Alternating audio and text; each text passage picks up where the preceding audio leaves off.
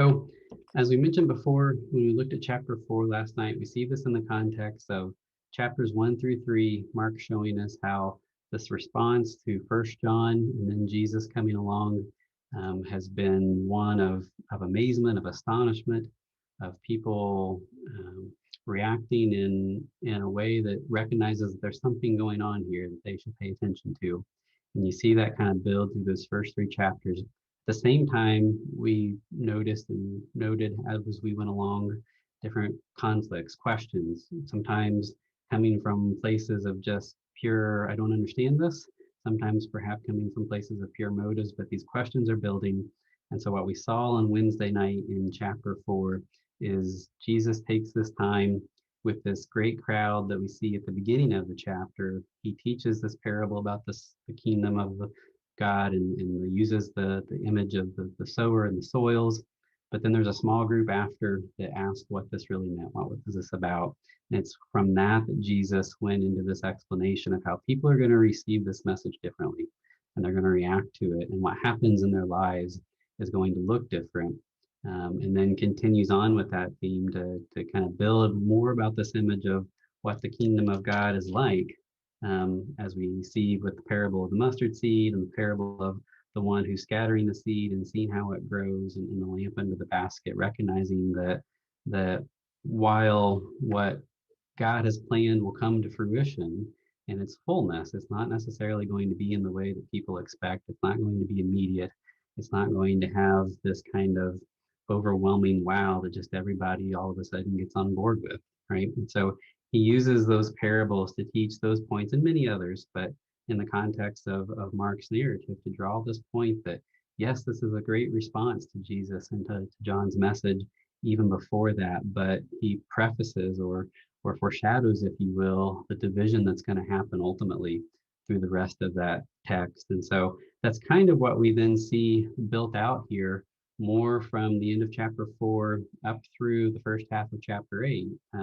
As we've mentioned in our kind of overview already, this builds the rest of Jesus's ministry time, or most of the rest of Jesus's ministry prior to his final journey to Jerusalem, builds through these few chapters here that we're looking at. So we're seeing how John or how Mark describes how this conflict, this tension, this difficulty comes to fruition in many cases. And so, as we work through this text, I want to make a couple high level notes and then we'll go back and draw on a few specific places in this text. We won't take it verse by verse through in these chapters, but as you see and as you look beginning in 4 and verse 35, with Jesus calming the storm with his disciples and in the boat there with him after these teachings, many people see a progression over these next few chapters of Jesus's miracles. And he's done healing. He's cast out those that were overcome by demons. But here we see him calming a storm. And then we're going to see him, cast out not just a demon or an evil spirit, but a whole band of powerful demons. He's going to have this healing of someone who he doesn't even, at least on the surface, doesn't even look like he's intentionally trying to heal, with the woman who reaches out to touch his garment. He's going to raise the daughter of the synagogue leader from the dead and show his power over even death. And then Mark's going to record both of his feedings of first the 5,000 and then the 4,000. And we're going to see Jesus walking on the water. And we're even going to see him sending the 12 out to cast demons and heal. And so in some sense, you see, whether it's intentional or not, this kind of progression and this growth of Jesus's miracles. Some cases, it's growing in terms of the amount of impact that it can have at once. In other cases, it's growing in terms of he can't just heal only sickness, he can actually overcome death itself. And so you see that progression through this section of these miracles, but yet we also see at the same time that the diverse reactions to what Jesus does is going to increase as well.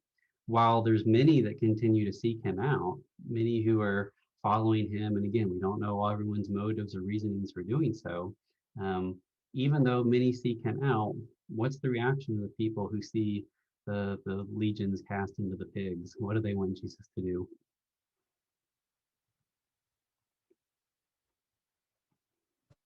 Leave. To leave, yeah.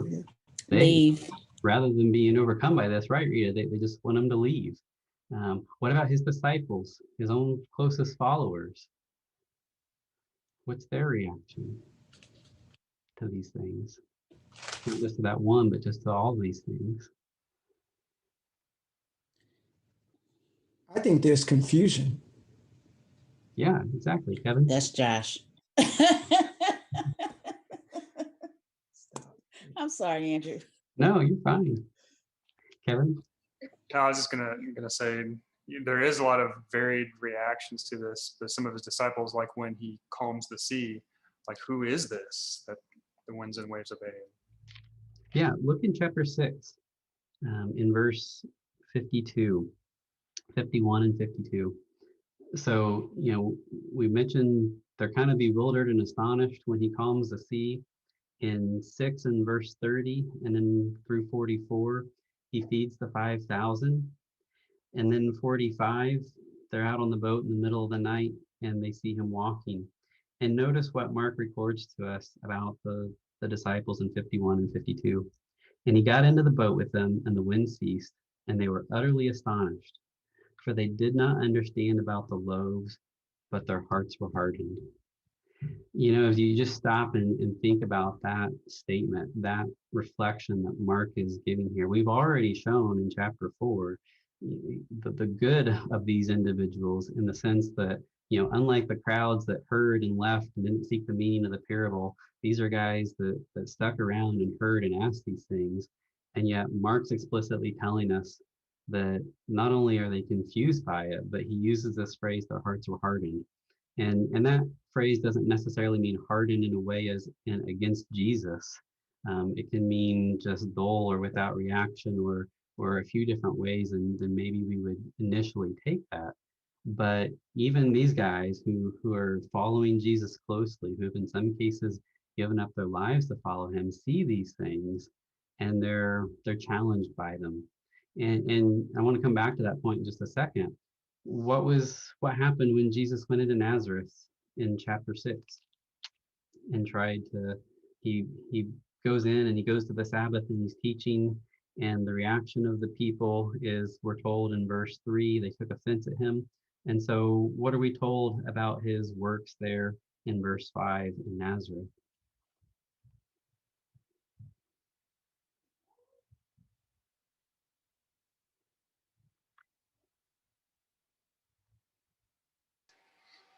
Says he could do no mighty work. Yeah, he could do no mighty work there. And it's connected in verse 6 with their unbelief. And so their unbelief, not that Jesus was powerless, but we see some kind of connection between the belief of those who Jesus is interacting with and the works that he's doing. Rita or Josh?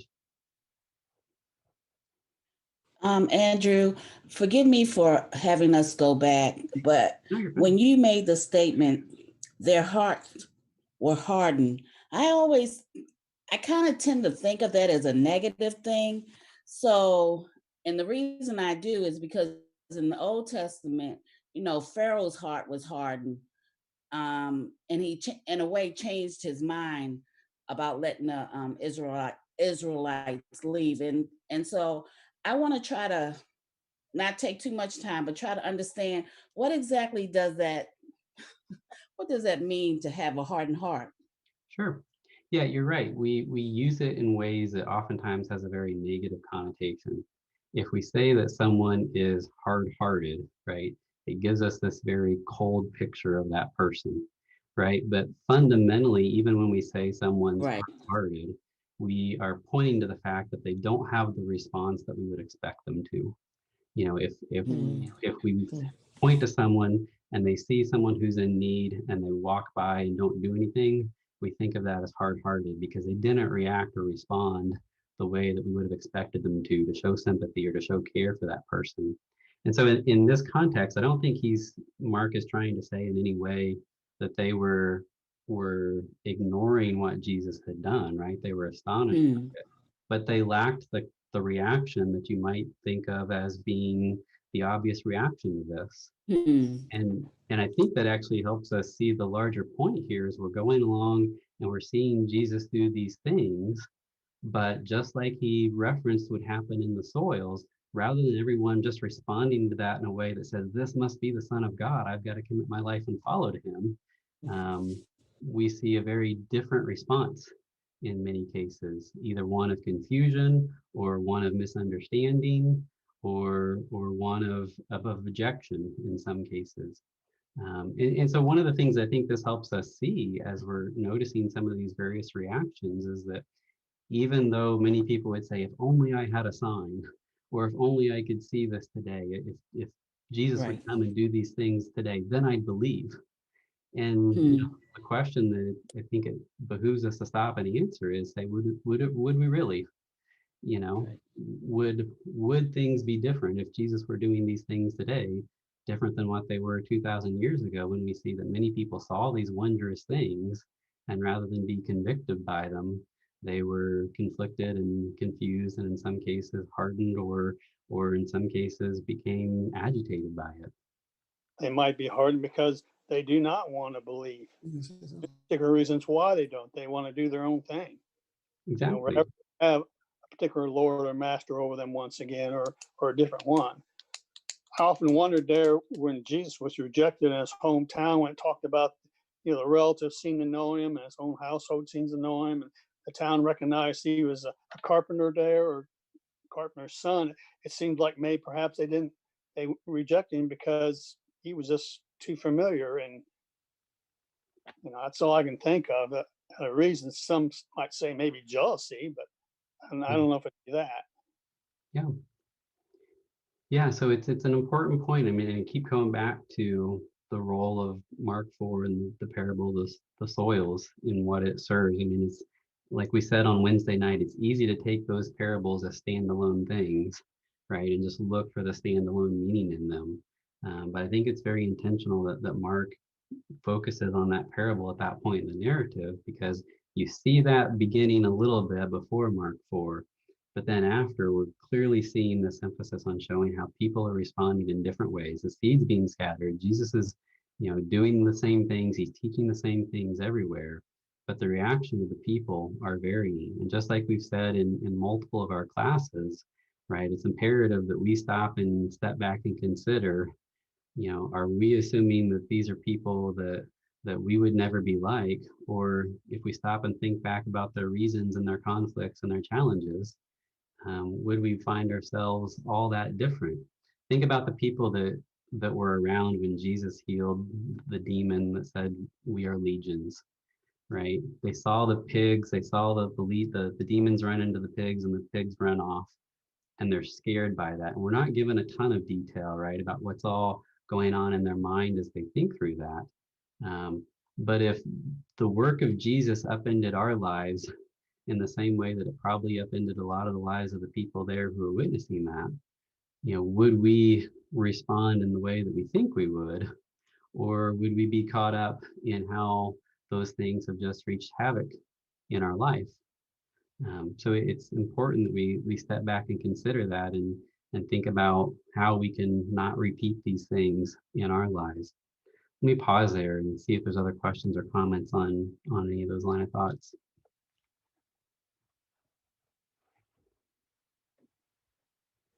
I find it odd that he had to rebuke the disciples, you know, after he calmed the sea.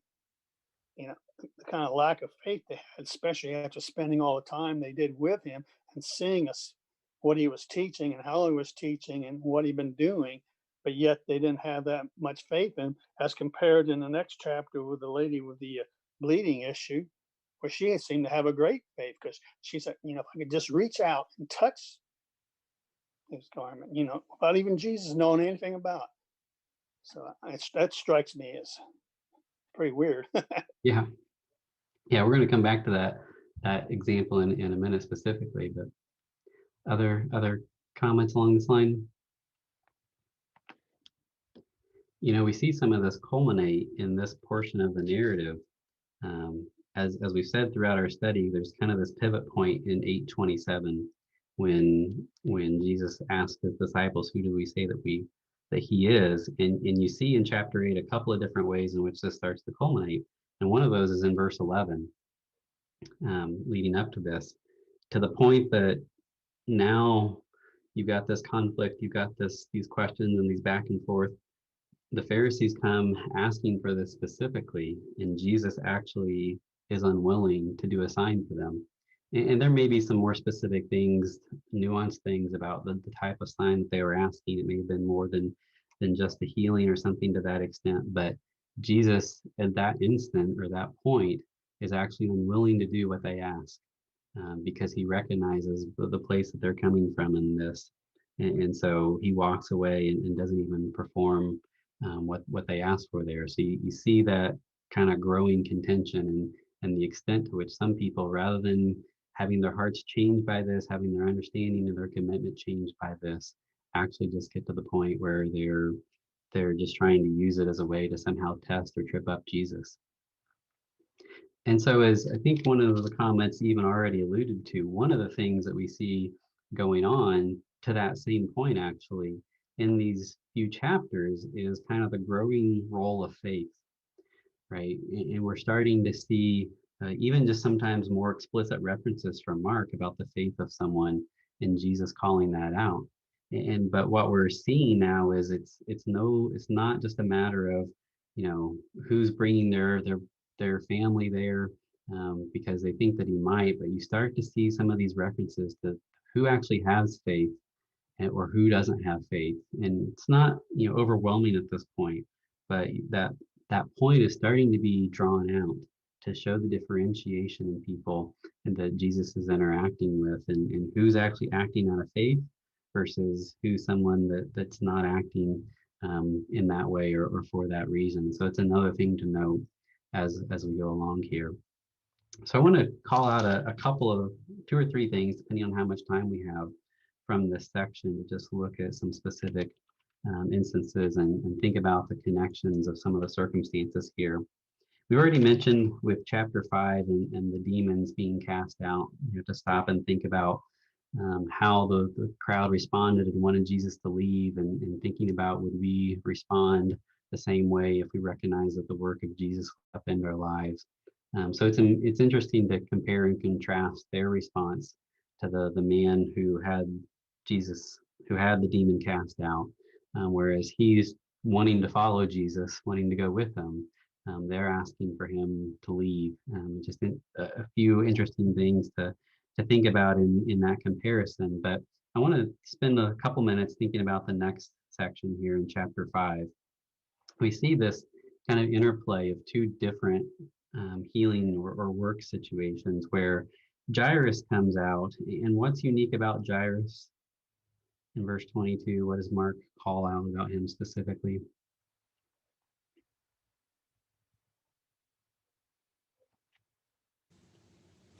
Synagogue rulers.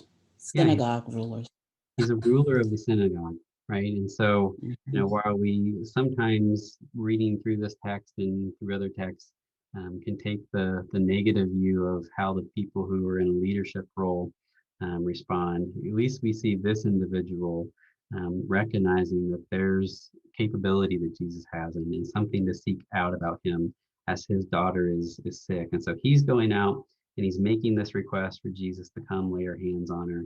And so Jesus goes with him. And it's in the midst of that then that we see this crowd following and kind of compressing on him. And this woman who has the discharge reaches out. We're told about her background, that it had gotten progressively worse. And it says that, she recognizes, let's just read this actually. Let's read beginning verse 25. And there was a woman who had a discharge of blood for 12 years, and who had suffered much under many physicians, and had spent all that she had, and was no better, but rather grew worse. She had heard the reports about Jesus, and came up behind him in the crowd and touched his garment. For she said, even if I touch his garment, I will be made well. And immediately the flow of blood dried up, and she felt in her body that she was healed of her disease. And Jesus, perceiving in himself that power had gone out from him, immediately turned about in the crowd and said, who touched my garments? And his disciples said to him, you see the crowd pressing around you, and yet you say, who touched me? And he looked around to see who had done it. But the woman, knowing what had happened to her, came in fear and trembling and fell down before him and told him the whole truth. And he said to her, "Daughter, your faith has made you well. Go in peace and be healed of your disease." And so Mark gives us some extra commentary about her background, her pursuit of trying to have this healed in some way through physicians and other things, and that she's spent a lot of time and all of her money, all of her resources on this, and she's only gotten worse. And yet she has this commitment in Jesus. And I don't know if it's intentional or not, but it's almost like Mark is trying to emphasize how different she recognized Jesus was. If you've been through a chronic health battle, right, you know that it's very easy to get run down and get to the point where you don't believe that anybody or anything can make a difference, right? If you've been through that yourself, or you've been through that with a loved one, you probably know what that experience is like. And you get to the point where you just don't want to talk to anyone else at times because no one's going to make a difference. And I don't know if that's intentionally what Mark is drawing out about her here, but to the point that she's only gotten worse by pursuing these things. And yet here comes Jesus, and what's her attitude? She's convinced. She's convinced that I just need to touch the hem of his garment. And so you kind of see that in Jesus's acknowledgement of her, about how her faith has made her well, right? And we don't know how much more Jesus is drawing out about her in that example. Whether or not she truly believed and understood all things is unlikely, because few people are at this point in time. But Jesus sees the faith in her and calls that out. But what's unique perhaps about her circumstance as opposed to others that Jesus have healed, that perhaps is her sensitivity towards trying to be unknown in this? Her problem is a blood discharge. And so in this society, what would that mean for her? She's unclean. Unclean. Yeah, a lot of things she couldn't participate in. She'd be rather ostracized. Yeah. There's this stigma about her, and that stigma is not just in terms of traditions, right? Some of what we're seeing in these back and forth are about traditions that men have put on top of the law, right? But the law of Moses talked about the uncleanness of the blood. And so you see, and Mark doesn't draw that out in particular, but you see this on top of everything else that she's got going on. She's this ostracized person, perhaps known by others if she's been pursuing all these doctors and had this for so long. And yet you see this touching, which would have implied what for Jesus? He should have been unclean by her touching. Uncleanness on the part of him, and yet instead he turns, she's healed, and he commends her for what she's done, right? And that's not in any way intended to be a rejection of the law of Moses. But as we've seen throughout some of these exchanges, right, it's perhaps, even though Mark doesn't even draw it out explicitly, helping us to see Jesus' connection and relation and power over these things. And so in this case, what would have been a situation where perhaps the people would have looked at her and said, you got to be careful, you got to do these things, or get caught up in all of the things that were said about her uncleanness. Jesus commends her faith and tells her that it's her faith that has made her well. Go in peace and be healed of your disease. And so then you turn back to that, and Jesus is interacting again with the ruler of the synagogue. And so, we see then the power of which he demonstrates over death. But at the end of chapter 5, what does he tell those who had witnessed this? It's already just a few who have witnessed, right? Because he only takes a select number in to even see what he's doing or what happens. But what does he say at the end of 43? Charges them not to tell anyone. Not to tell anyone. And so why, perhaps, this is a little bit of speculation, but why perhaps does Jesus keep doing these things that then he doesn't want to serve or be known across the crowds? Obviously, one of the first answers that comes back from this is that Jesus may not want the crowds to get to the point where they're even worse. But perhaps beyond that, what reasons might Jesus have for not wanting the news of some of these things to spread? Or let me ask it this way, why would he still do these things if he doesn't want people to know? Mic on and the camera. Brother Andrew? Yeah. I would like to say expectation. Meaning what? Okay, how When so? folks, go ahead. I'll throw a thought in there. I was going to say, I'm sorry, Rita, go ahead. I thought you were done. go ahead, Andrew. This finish. What I was going to say was when people have expectation of gifts that you have, they tend to move toward you for the wrong reasons, I guess. And so I think Jesus wanted to keep the focus not on so much what he could do, but what he was trying to say. That's my point. I'm done. Yeah, no, we've seen from the outset, right? We're told he has this focus on teaching. And that's what we see him wanting to do and told that his focus on. And we see, even in 6 and verse 6, after he's rejected as Nazareth, he still goes about teaching. Kevin, what were you going to say? Just that even though that is his primary mission at the moment is to teach, I think it shows he still has compassion and wants to help. Yeah, absolutely. He's got this focus, and would anyone, call him a failure if he just dedicated his time to teaching, right? And not spending so much time doing this healing, and yet you see this compassion for the people that are following him. Again, we don't know what they believe, what they don't. We don't know what he expects in terms of their response. It doesn't seem that he's doing this to try and get a response in every case of faith, but he has compassion. We'll see that, of course, in some of the other things that we read about the crowds that are following him, particularly as he feeds them, that he's doing these things in many cases because he has compassion on those that are following him and seeking him out.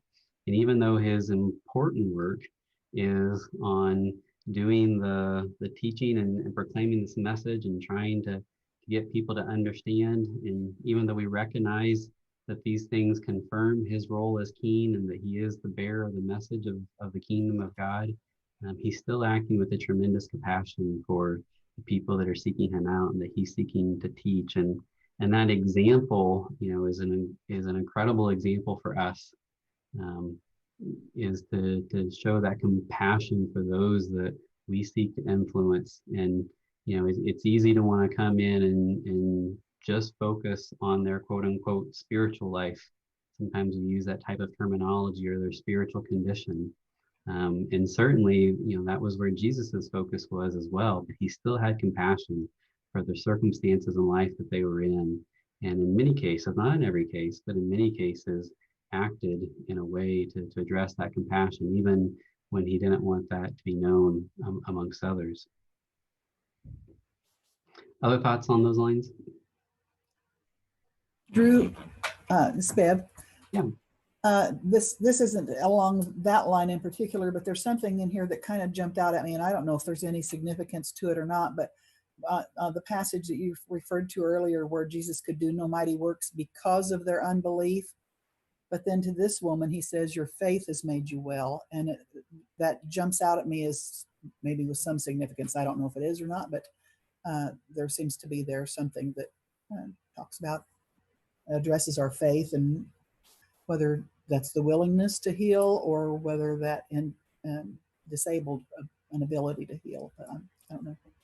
Yeah, exactly. In fact, we were gonna continue on to that in chapter 6, as we were. So, as you look at those first 6 verses of chapter 6, the reference Bev just made, as he goes into Nazareth, he leaves the area that he is in chapter 5. He goes into Nazareth, comes to his hometown, and he's being followed. And in verse 2, we see him on the Sabbath beginning to teach in the synagogue, again with that focus that he has. We're told that's what he does at the end of verse 6 as well. And they're astonished because of what they are hearing. Many who heard him were astonished. And they said, where did this man get these things? What is the wisdom given to him? How are such mighty works done by his hands? In those 3 questions, what did the people of Nazareth acknowledge?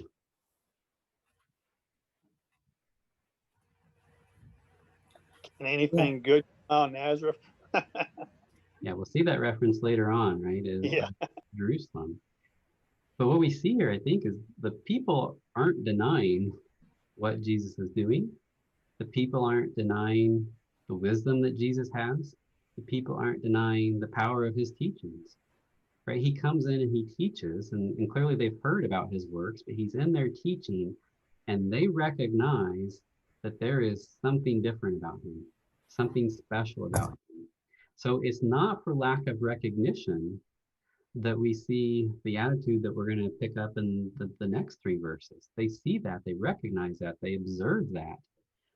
But what's their problem? What's the challenge that they have in verses 3 and following? I think That it's makes their response different. maybe that he's a hometown boy and the son of the carpenter in town. Yeah. You know, and sometimes we look at this and you'll hear people focus on Carpenter and make this a statement about him being in a lowly position, you know, from a socioeconomic or a class status or whatever. And that may very well be part of it, but that's not actually the part, not actually drawn out here in any detail by Mark. But it's this familiarity that they have with him that's drawn out, right? We know who he is, we know what he's doing, here's his family. I mean, stop and appreciate the fact that Jesus labored among them for 30 years almost, right? So, you know, from whatever time his family returned back to Nazareth from Egypt, he's laboring among them in a quote unquote regular job. He's known to them. He's not been this kind of starstruck, you know, prodigy teacher or whatever that has this great notoriety. He's been known to them as common, known to them as someone who was like them, for lack of a better word, because he's part of this hometown. And so we're told then at the end of verse 3 that they took offense. And why would they take offense? Again, a little bit of speculation here, but Is he thinking?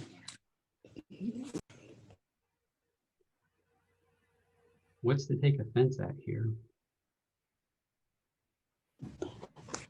I would think, Andrew, it would have to do with their expectation of what they think he is. As far as I was growing up, people who thought they were smarter than people thought they were uppity or had a certain negative connotation associated with them, thinking they knew more than everybody else thought they knew, I guess. Yeah, I mean, put yourself in just even modern shoes of that, right? You know a kid, you know his family, he's grown up, you know what he went through in life, you know, the ordinary things that he did. And then that person comes along and tries to point out that, hey, maybe change is needed. Maybe doing things different is needed. And obviously Jesus was going far beyond that, but just for illustration, just pointing out that maybe the things that we're taught need to be considered or reconsidered. Well, as Rita alluded to, it would be very easy for us to just say, well, who do you think you are? John, did you have a comment? To put it in vernacular that's used frequently nowadays, which is, I think, valid, but this is implicit bias. You know, they are prejudiced against Jesus because they knew him when he was young. They knew his background, his upbringing, and I think they find it difficult to believe that someone with his background and upbringing can actually achieve what he is achieving. And so they end up denying what they actually see him saying and doing. Yeah. And so, you know, as we've stopped many times throughout this study and we stop and think about the reasons why people rejected Jesus and rejected the message of the kingdom of God that he was proclaiming, we recognize that we can fall victim to the same thinking, even though we recognize Jesus was the Christ and we don't have perhaps the same questions about Jesus the person that these individuals did. When someone who comes bearing that message is someone that is known to us and familiar to us, and it's very easy for us to just pass that off as well, who do you think you are? Why would you have this message? Who are you to say and do these things? And so as we see in their response, rather than, you know, looking and being amplified in their response to Jesus because of knowing who he was and his character and the way he went about his life, these weren't people that were doubting him because they knew he was off doing, rebellious things 5 years ago, right? He didn't live that kind of life. But rather than that affirming to them, it is a stumbling block to them. And we're told then, as Bev was mentioning, that we've talked about, that they had unbelief in verse 6. And Jesus, it says, could do no mighty work there, except that he laid his hands on a few sick people and healed them, as he marveled at their unbelief. And so there's a lesson in here about the reaction to the message and the one who's bringing the message. And again, not to compare ourselves to Jesus, right? Because he had the works, he was the Son of God. But there's a lesson into us about just the response to the message when someone's bringing that, and the stumbling blocks that we can have because of the messenger. But as we go beyond just that point, what does this passage help us understand about the purpose and the role of Jesus's works? Who are they for? They're for everyone, but who were they to bring a response about?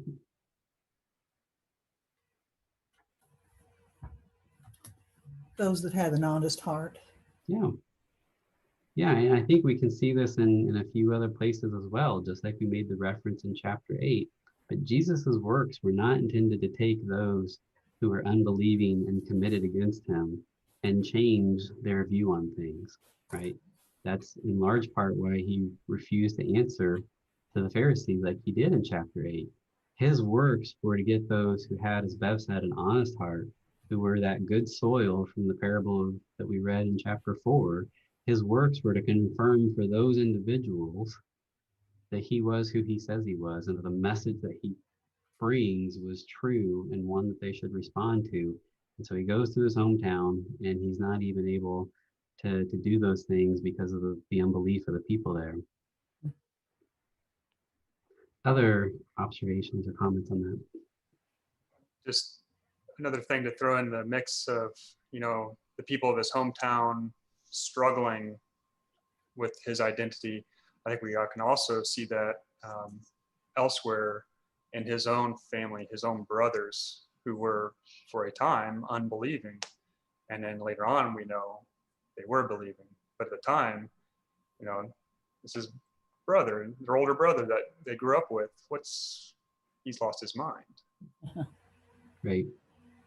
Yep. And we see this kind of thing true in other places, right? And it's not the same context. I want to be a little bit careful about, comparing things, but certainly that was a fear of Paul's, right? Paul's situation was different, right? Because people had known the things that he had done and how he oppressed the church, but still that idea of people having a struggle because they know the messenger, having a struggle with the message. And it's imperative for all of us to make sure that we don't have a bias against the message because of issues that we have with the messenger. Even though those issues may be wrong, we still have to check those at the door and consider the message. Any other observations or comments up to this point? It's curious. It's kind of odd to me that they invited him to teach in the synagogue there. I mean, they probably heard of Jesus and what was going on. Probably word traveled back to them. And usually it was a custom at that time when they had a visiting rabbi, they would have him go up and teach. And of course, they more or less probably offered Jesus come up to teach, but yet they had offered him in to teach, but yet they rejected him. It's kind of odd. But. Yep. Yeah, we're about out of time. Andrew? Josh, go ahead, yeah. Just a very minor point. The way that both the woman who had the issue of blood and Jairus approached Jesus, complete humility and reverence, as they both fell down when they asked him what they wanted. Yeah, very good. Right, the attitude that we bring to Jesus is critical. Just a couple of notes through the rest of chapter 6. And we've already hit on a couple of these things, so I won't go into them in more detail. But as we look at the 7 through 13, we see this example where now it's not just Jesus healing, but as we said, kind of like an escalation to the extent that he's sending the apostles out to do these things. And so they're to cast off the unclean spirits, and we're told in verse 13 that they've anointed with many who are sick and whatnot. And just keep that in mind again when you get back to 51 and 52 of chapter 6, right? It's not just that they've seen Jesus do these things as he feeds the 5,000, as he walks on water, but they've actually already been sent out and done some of these things with his authority in the lives of others, and yet they're still having this struggle with who he was and what he's doing. And so it's just an interesting point to note that when you see that statement that Mark makes about them and their struggle with this, and remembering all that they've been through, all that they've not just seen, but actually experienced themselves, and how it's still a struggle for them. And again, I think that at least in part alludes to the struggle that many will have with the message of the kingdom, even still today, right? For some, maybe that struggle is not in the same way, but to really understand the fullness of what God wants to do often is a longer process. It's not something that just immediately happens. And so you see even Jesus' own followers struggling with that. And then in the account of John the Baptist in Herod there, you see Mark brings up this exchange. It's kind of an interesting exchange because it's actually a little bit of a flashback as he relays it here. But Mark brings it up because now Herod, is knowing about Jesus, hearing about Jesus. So that gives us an indication of how much the word of him has spread and to what levels in the society it has spread. And then there's this back and forth about who he is. And so this question of whether he's not John comes up because John is already dead. And so it's interesting that Mark then takes the time to explain to us what happened with Herod.